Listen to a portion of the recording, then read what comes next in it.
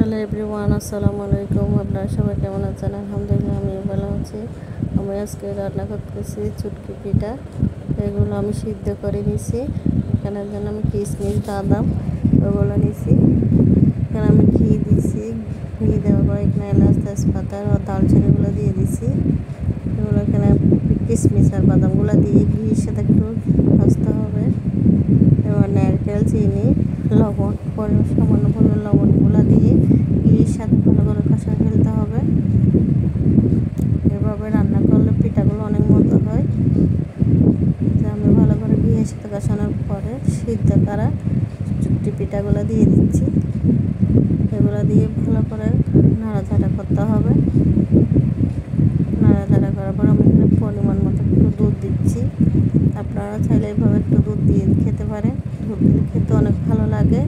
দেখেন মাশাআল্লাহ পিঠাগুলো অনেক সুন্দর হয়েছে, ঝরঝরে হয়েছে, খেতে অনেক মজা হয়েছে।